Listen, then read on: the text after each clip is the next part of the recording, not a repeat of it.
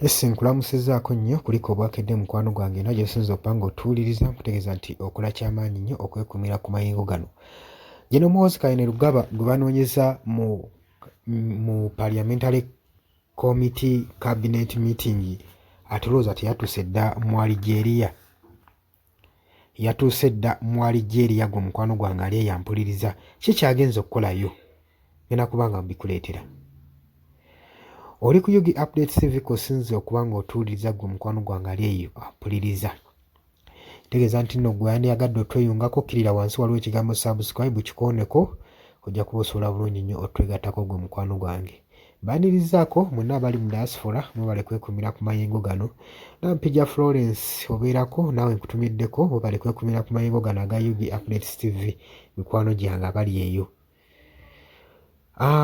Okusinziira ku Champ Report Media gafulumye nga galaga nti nno ekiro ekyakeesezzo olwaleero Minister of Defence yawadde lipooti ku General Muhoozi Kainerugaba nga bwe yattindiza eggendo n'atuuka mu Algeria. Jjukira nti nno ono eggulo yabadde waakulabikirako mu cabinet meeting eri mu Parliamentary Committee okubanga addamu kajojjoji w'ebibuuzo ku posti z'agenda maaso n'okupositinga ezireese entiisa mu bannayuganda ssaako n'amawanga ag'ebunaayira ssaako n'ago agaliraanyeewo gwe mukwano gwange ali eyampuliriza. Kaakati General Muhoozi yatuuse dda mu ggwanga erya Algeria. Kino osaanidde okimanye. Chief of Defence Force General Muhoozi Kainerugaba ensonga ezimu ku zimututte mu Algeria agenze ku miitinga ba counterparts omuli Genocide. Genocide ono yakulira ministry wa Minister of Delegates to the Ministry of National Defence and the Chief of Staff of the National Defence. Nkiddamu Saidi gwe yagenza okusisinkana ye Minister wa Delegates to the Minister of National Defence and the Chief of Staff of the People mu National Army mu Algeria bwe yagenza okusisinkana. Ki kye bagenza okukolayo? Kwaliwo abagambye ti kuno okudiibuda ssente zambibwa musolo. Muhoozi nawaatambula ddamu talina kyagatta ku ggwanga, talina kyagenda kukyusa ggwanga, eggwanga teriri mu ntalo lwa nsonga nti ali mu meeting za delegations.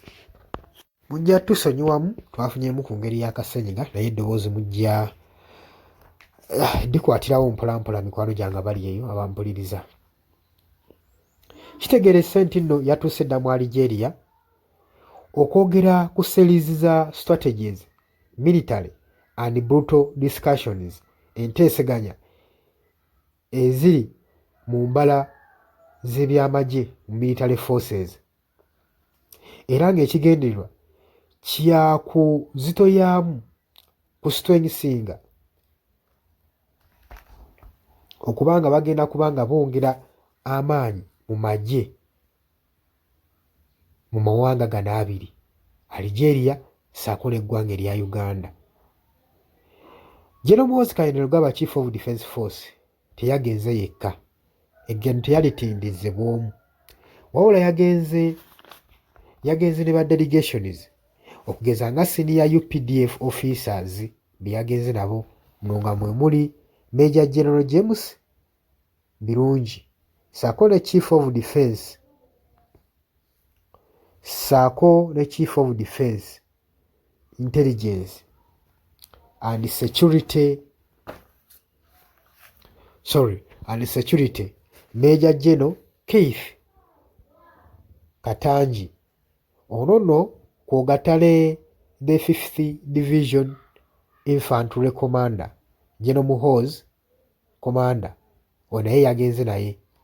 General Muhoozi Kainerugaba Chief of Defence Force mu kutuuka mu Algeria bamwaniriza n'essanyu ery'ekitalo era nga yeeyaniriziddwa omukulu top Algerian military officer ku kutuuka kwe.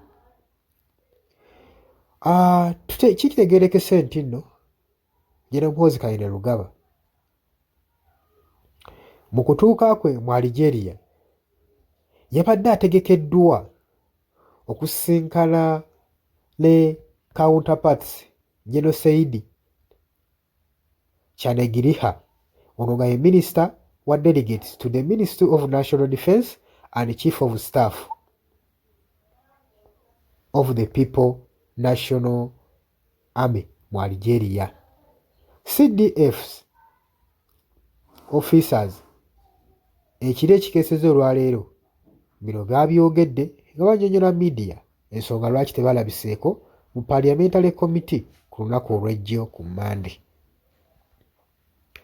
Enteeseganya zino ezigenda mu maaso, enteeseganya zino eza General Muhoozi Kainerugaba ssaako ne militaries aba Algeria zigendereddwamu okufokasinga nga zidipendinga ku military corporations naddala ku regions security